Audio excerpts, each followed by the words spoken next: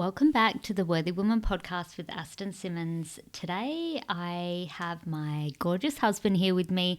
We are celebrating 9 years of marriage and 20 years together. I cannot believe it. It's insane. So we wanted to share with you 9 surprising lessons from 9 years of marriage. The best relationship advice, I think, that really could have served us. So we're hoping by sharing it, it will serve you. We're super excited to dive into this episode. And I'm just so grateful to be here. By the time this episode goes live, we will be in Perth. We're staying in the Crown Towers. Adam has booked a beautiful room for us to stay in to celebrate our 9 years anniversary. So if you're not already following me on Instagram, Aston_Simmons, go and follow me so you can see what we get up to. But we're going to be having so much fun and just enjoying each other and just celebrating and relaxing and being in the pool and the bath. And I'm so excited for all of it. So I just wanted to share with you guys how we're celebrating, and we really wanted to make this episode just more about the truth, like the surprising truth of what we have learned about 9 years in marriage, because I think there's a lot of advice out there. Not all of it is helpful. Not all of it is based on real life experience like ours. So, so let's dive in. We're going to be sharing 9 surprising lessons from 9 years of marriage. So welcome back to the podcast, my gorgeous husband. Thank you. Thank you for being here. And I'm super excited. Me too. Do you want to start? Yep. Okay. So number 1, personal growth fuels your relationship. This has been massive for us. And like we've shared in past podcasts, growth is the number one thing. Like if you want to be in a long-term relationship that is actually like loving, committed, there's deep connection, you're not just together and you're roommates, just I think paying bills together and whatever. Growth is really important. And most importantly, it's fulfilling. Yes. We all want a fulfilling relationship that makes us happy. If you want that, you have to be growing. Yes. And when you grow personally, your relationship grows because it can't not. 100%. If you change, you will change who you are in the relationship and your partner will change. Yeah, the dynamics change, the patterns change, everything starts to improve. And if you've been listening to this podcast for a while, you will know that was our journey, because it was me that started to grow personally first. And that's what inspired Adam to grow, because, people always say to me like, why does it have to be me? And why can't my partner do the work? Or, they get frustrated, and I get it because I wasted years doing that. But for me, when you choose to grow personally, you are always going to win. And then your relationship is always going to move forward in a positive direction. You will either, and this was my thinking, like when we went through our hard time, like 4 years ago now, my thinking was, if I grow in myself, I'm going to be moving closer to what I want to experience in a relationship, and you will either come with me and join me on that journey and we'll grow together, or we will naturally grow apart, but it will be from a place of like love, because we've just outgrown each other. It's surprising to a lot of people, but the number one thing is you must be committed to growth in yourself first, and then invite your partner on the journey, and know that everybody wins if you grow. If you're willing to keep growing and learn more about yourself, learn more about your partner, you will either grow together or you will grow apart, and that can still be positive and beautiful. Like, we're not going to tell you just to stay together for the sake of it. We wouldn't do that for ourselves, and we would never tell anybody to do that, because that's not growth. No. So, so that's number 1. Number 2, this is also probably going to surprise you, that conflict isn't always bad. And we've spoken about this so many times on the podcast, on YouTube, with clients. The whole reason our relationship was able to change and thrive was because we decided to be willing to have the tough conversations and to bring it all out on the table, and to learn how to communicate in a constructive way. We decided to get curious about our patterns and the way that we argue, and that is really important. If you're going to open to conflict in your relationship, you need to learn about how you both argue. What is your argument styles, and how do you bring things up in the relationship, and is it healthy? Is it constructive?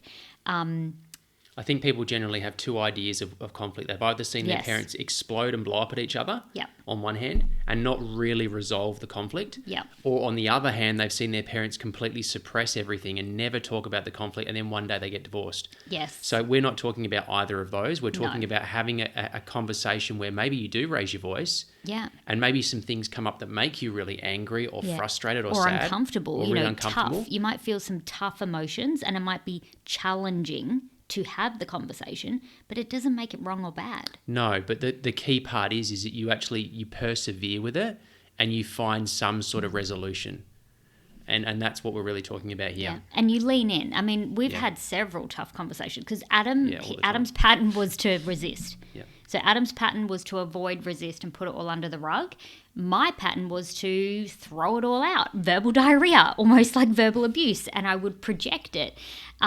So we had to get honest and real that those communication styles or argument styles were not serving us, and then learn how to get comfortable within ourselves to have these tough conversations in a constructive way, and stop seeing these tough conversations as scary or something to avoid, which I see a lot of couples do. They avoid the tough conversations, and what you do when you do that is you start to build a brick wall between each other. And what you then can talk about or communicate about becomes smaller and smaller and smaller, because there's this big wall of resistance between you both. And then you don't feel like you can share the truth. You don't feel like you can express what's really going on, what you really feel, and then you can't move forward. But then we're just kind of pretending in the relationship. We're not being real. And then you cannot have deep connection, communication, or intimacy if you're just being fake. So this is why conflict is important, and constructive conflict, understanding the underlying issues in yourself and your partner, get going deeper and being willing to really unpack it. And, if you need help with that, go and get help. We went and learnt skills and tools. We read books, we did programs, because we didn't have all of the skills and tools, like many of you listening won't, because you're just doing what your parents did. You're doing a combination of what they did, and that's why it's not working. But we really want you to start to, I hope this inspires you to have a different relationship towards these tough conversations. It doesn't have to mean that the relationship needs to end. And I think that was your belief for a while, that if we disagree or if we have tough conversations, the relationship's going to end, or we're not meant to be together. It doesn't actually have to mean that. No. Getting comfortable with having the tough conversations is huge. So that's number 2. Number 3, why traditional marriage is broken. This is really interesting. So when you look back and you look at traditional marriage and why it first came about, really the only reason why it first came about was for financial security. And it was a convenient model during that time. But if we really look at the way that we live these days and the way that life works in all the different areas of our lives, the traditional marriage archetype doesn't really serve us anymore. Men aren't the only ones working anymore. Traditionally, men were the ones that would work, women would stay home and do all the household stuff. That's not really the case anymore. Both couples are working, the roles are split. We live further away from our families, don't have as much support. A lot of work from home and not men leaving the home to go to work. There's a different dynamic there. And if you're someone who works from home, you know all about that, because it's actually really challenging. Yeah, and the stress levels have increased so much. We're all expected to be on all of the time. So the old model and traditional model or archetype and of marriage and the traditional gender roles are not working for a lot of modern relationships. And we saw this in ourselves, and we realized that it wasn't so much that either of us was wrong or broken or not getting it right. It was that the societal expectations or the gender roles or the traditional marriage archetype was not working for our relationship. And then we noticed this in a lot of couples that we were working with, that it was the same for them, that traditional model, it's like they were trying to, continue the model of their parents, how their parents, navigated relationships and marriage and family and work and how they balanced it all. that you can't use that model today because it's a completely different landscape, and we're really navigating this and learning it as we go. But one thing that has been key for us has been allowing that traditional marriage archetype to break and to realize that that wasn't working for us. And that meant that I started to work more from home. Adam did a bit of work from home as well as outside of the home. When it came to doing things in the house, like the chores and things like that, we completely broke that down, and it stopped just being my responsibility. We actually chose to form what we call a soul partnership. So we literally ended our traditional marriage. And what that meant and all the parts to it and the roles and all those things. And we both consciously decided to create a soul partnership, and we built our vision around that. And then we got clear on, okay, so what roles does it mean we have in that? What is the purpose of our soul partnership? What are the qualities we need to embody? And we went a lot deeper in that, and we share about that in Recreate Your Relationship when we talk about the vision. But that has been game-changing for us, to allow it to break and to maybe not look the way that other people's relationships look, and to allow us to find our own way that works for us. And for us, that soul partnership, one of the key parts in it is that we are in partnership to grow, and our relationship serves our personal growth and our growth just in every area, spiritually, physically, mentally, emotionally, financially, and that is our main driving force and value, is to open growth within each other. And sometimes that means challenging each other. Sometimes that means bringing the truth. Sometimes that means having tough conversations. And we're able to welcome all of that now because we decided to marry this soul partnership.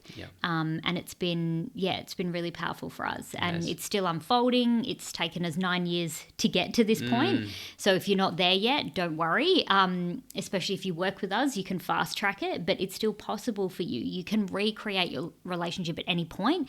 And that's something I think we were really surprised to learn, that if you're willing to break up with the traditional model, you can recreate your relationship to be whatever you want it to be. And you can do that at any time. So that's been really, really powerful.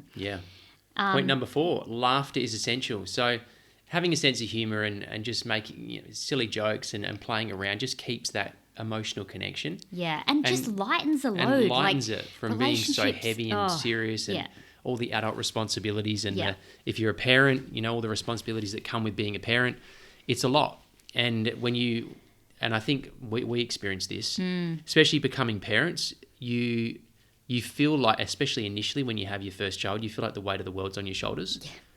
And that it's such a huge undertaking, and it's to be taken seriously, but you can also have fun in that. It doesn't have to be like, so serious, which it was for us for a long time. So bring a little bit of fun back. It takes you back to when you first met. And you'll just find that you're so much more connected. You'll both be happier, and it creates for a more enjoyable relationship. And it may be one of you that needs to bring this in. It was me that really brought the fun in. Adam tends to get stuck in his masculine, want to do, and he can actually be a bit of a granddad. And that's the gift of the feminine. So for all you women watching or listening, see if you can invite your man into more fun, more play, more pleasure with your feminine, because that's your gift. And coming back to my feminine really did help me. That surprised me. Like, the more I was willing to come into my feminine, the more I was open to fun and pleasure and play and all these amazing things and creativity. And I was surprised at how healing it was for both of us and how much more energy it brought to our life and our relationship on all levels.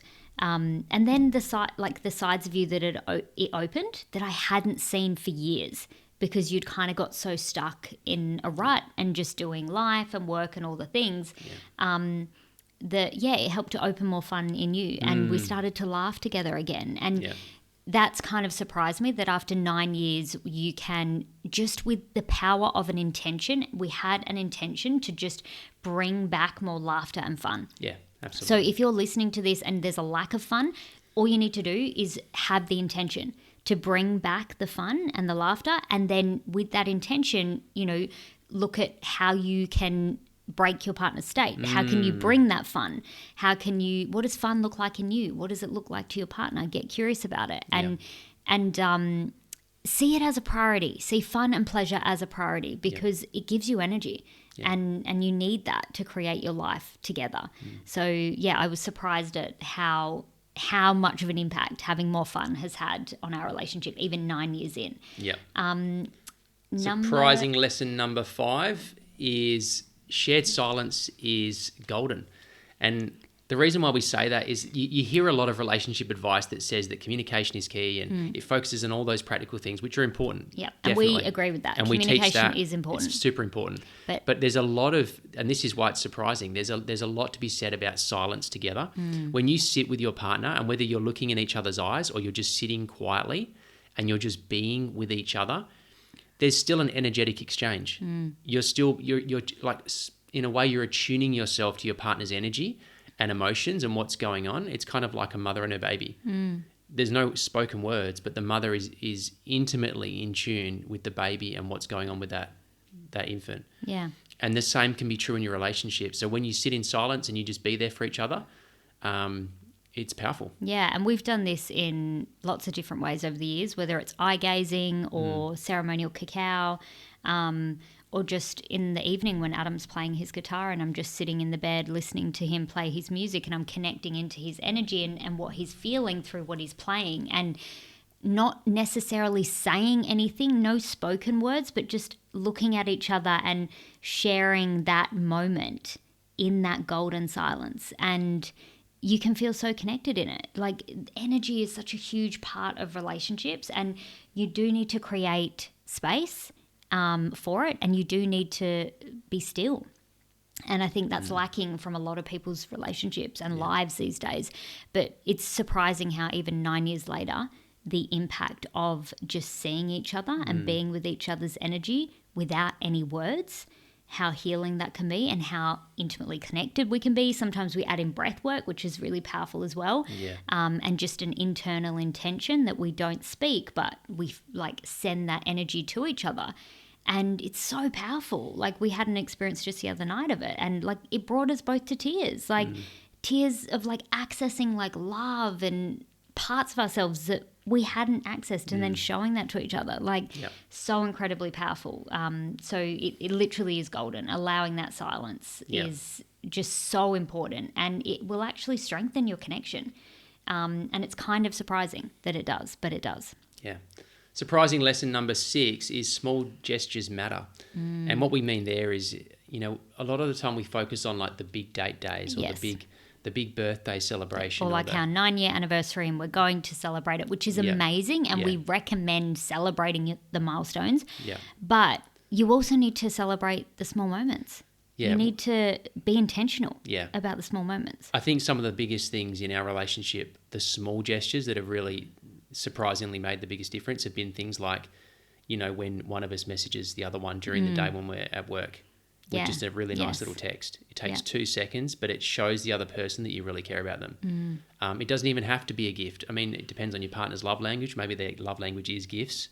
But it can be simple little acts of service, like, running a bath for your wife, or giving your husband a massage after a hard day, or like practicing the happy dog hack and just like meeting each other at the door, with front so door much when one love, of you comes home, just a big hug when you come home, and just being happy to see each other. Adam sometimes comes home with like beautiful native like flowers, and I'm not expecting them for like no reason. And I think when you're not expecting it and it's a surprise and it's just a small gesture like that, it actually has a bigger impact than you realize. Yeah.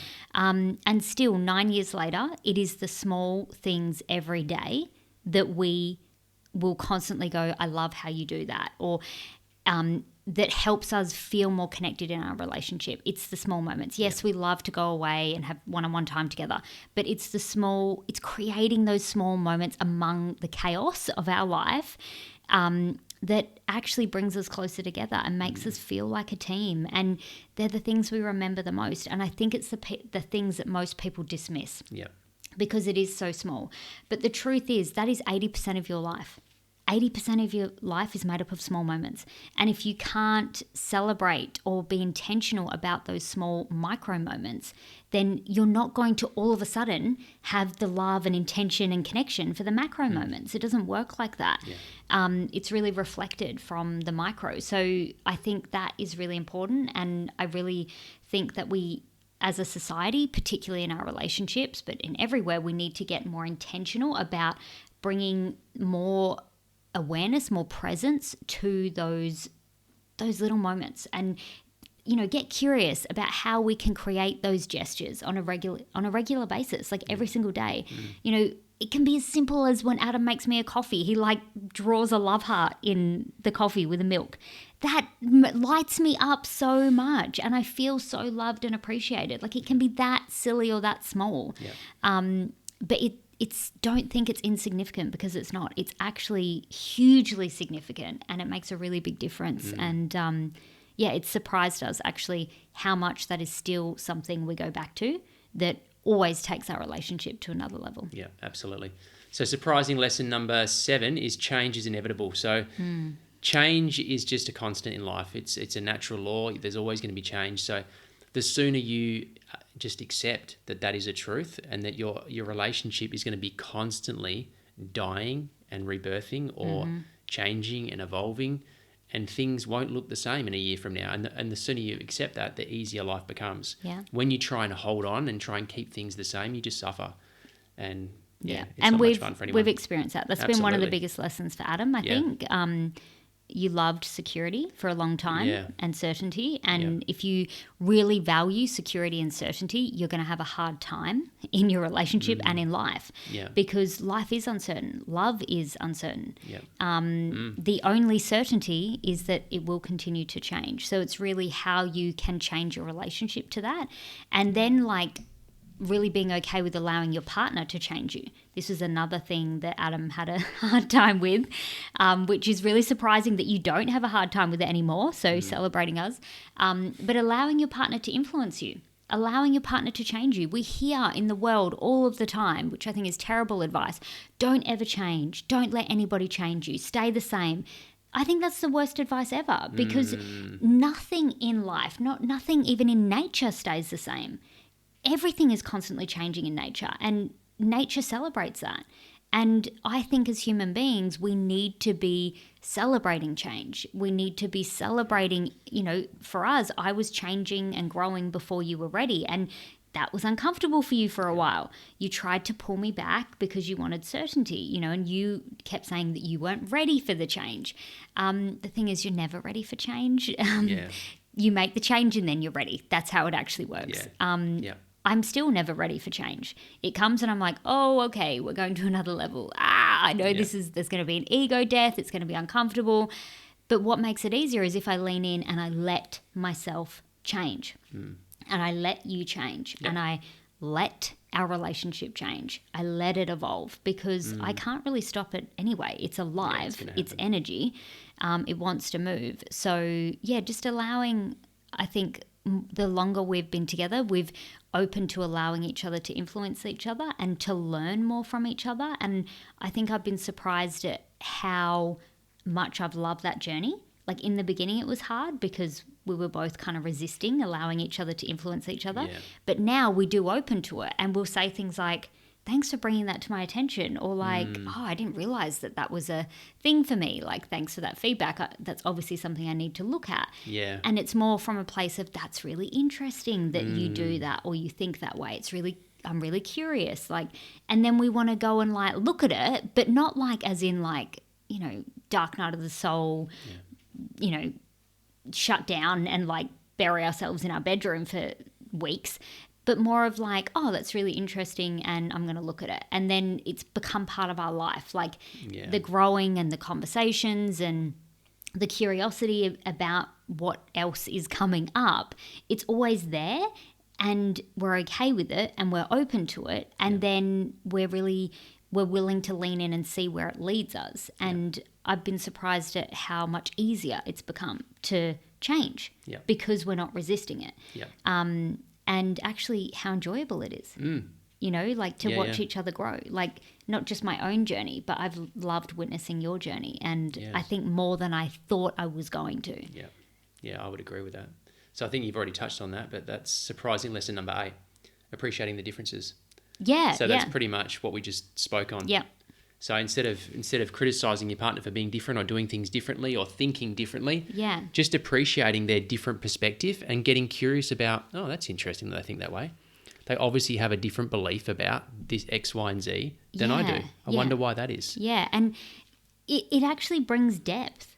It does. And like excitement and like it can be fun and interesting. Yeah. But what I see a lot of couples doing, and we did this too, is that they want to be right. Yeah.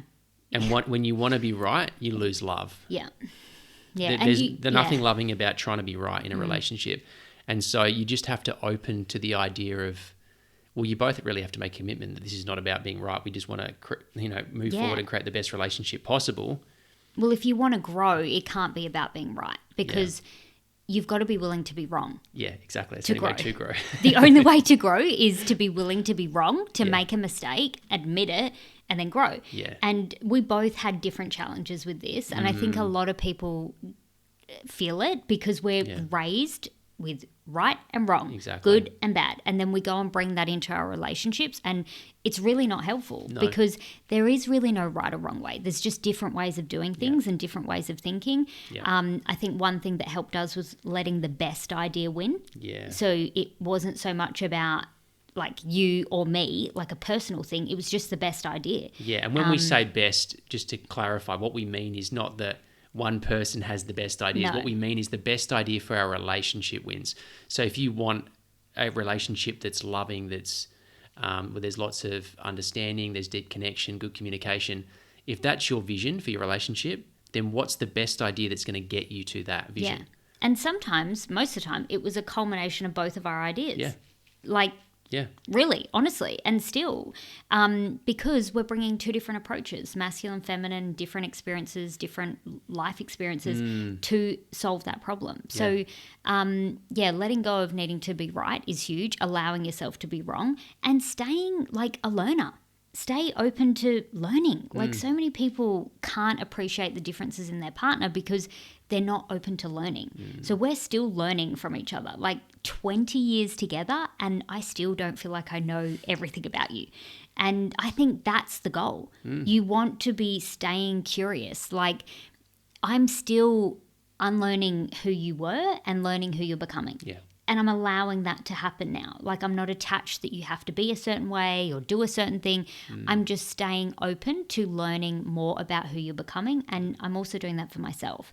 And I think the more willing you are to, to continue learning, the longer you will be together and the more enjoyable the journey will be and the more you will grow together. Because in order to grow, you need to be willing to learn another way or, be open to something new. So, yeah. So the last one, surprising lesson number 9 for 9 years of marriage is the dream is not what you think. So everyone talks about the dream being, we're going to create this magical relationship and family, and we're going to get to the point where we've got that dream house, we've got the dream car, we've got the dream job or dream business, and we're doing X, Y, and Z, and all the things on the surface or external things outside of ourselves are all there. But what we found is that it's actually the journey of, and this sounds very cliche, you've probably heard it before, but it's very different when you've had the lived experience of the journey and appreciating watching your partner grow and change and become who they are wanting to become is way more fulfilling. Yeah. The best way, I guess, for if you're a parent is to think about your children and watching them grow and how fulfilling it is to see them achieve milestones or to learn something new or to overcome things, something hard, or you see them act out something that you've taught them a long time ago, like to be kind to someone else, and you see them do an act of kindness to a complete stranger.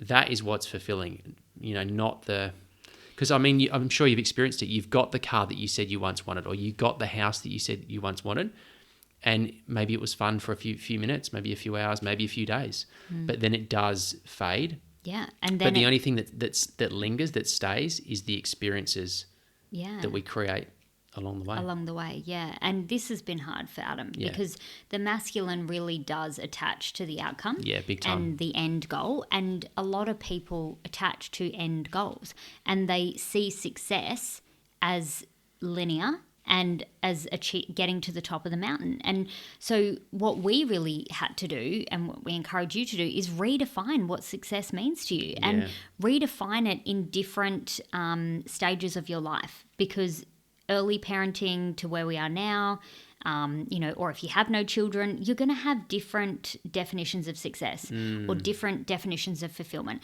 So be okay with redefining what it means to you and chase that. Do not chase someone else's dream or what you think a relationship should be or what you've been sold in the movies or the fantasy or whatever. We really had to start getting really more intentional and decide to recreate our own relationship and create our own vision, redefine what that meant, what it looked like, redefine what success looked like. And for us, we realized through that process that it's great to get clear on that, but what actually keeps you going is appreciating the journey. Yeah. Like, you don't know how long it's going to take to get there. And I know one of our mentors said to us, an unhappy journey doesn't lead to a happy destination. And that really stuck with me because so many people are just pushing and striving and chasing a dream, but they are so miserable the whole time on the way there, hating on each other, feeling stressed, feeling exhausted, all those things, and then expecting to arrive at the destination and somehow feel really happy, successful, and all these things. It doesn't work like that. No, so it doesn't. I think we've been surprised. I mean, I have always loved the journey. That's not really surprising. I'm here for the journey. That's 100% me. But I've been surprised at how much more beautiful the journey has been since you have been able to embrace it. And I love having our vision and that we create where we're going. And I think it's important to know where you're going. But I've really enjoyed the way you have started to open more to the journey and just the happiness, the joy, the pleasure, the everything that gets to happen on that journey. It's so much richer than I ever thought it was going to be. And it means that you can unattach from the outcome. And I feel like we grow and get there quicker because we're not so attached to the outcome. Yes, we know where we're going, but we're enjoying our life. We're having fun. We're growing. Our intimacy is next level. We didn't include that in this episode, but if I include the bonus, number 10, I am surprised at the level of intimacy that we experience now in our relationship after 20 years together and 9 years married. Me too. It's that I am surprised, and I don't hear this from a lot of people, that intimacy gets to be better, and that actually I would not go back to the honeymoon stage. I would not even go back to 5 years ago. The intimacy that we experience now, because we've done all these things, we've been willing to grow, we've been willing to look inside of ourselves, have the tough conversations. We've seen the messy human and all those parts in each other, and we're like, oh, I've got those parts in me too. I can now show you all of me because I know you're going to welcome and love me. And then that translates to communication, connection, physical intimacy, sexual intimacy. It translates across the board. And I've been really surprised about that. Yeah, me too. Absolutely. Amazing. Well, I think we better wrap it up, but I hope you've enjoyed this episode. We've loved sharing it with you. Please let us know your biggest takeaways from this episode, the bonus 10 surprising lessons of 9 years of marriage. We would love to know what you think. Please share it to your stories, tag us in it, let us know what your biggest takeaways are. And if you have loved this episode, please rate and review. It really does help me to keep the podcast going. And if you are on YouTube, make sure you like and subscribe if you want more videos like this as well. Yes, definitely. Across all platforms, it really does help. So thank you so much, and we'll see you in the next episode.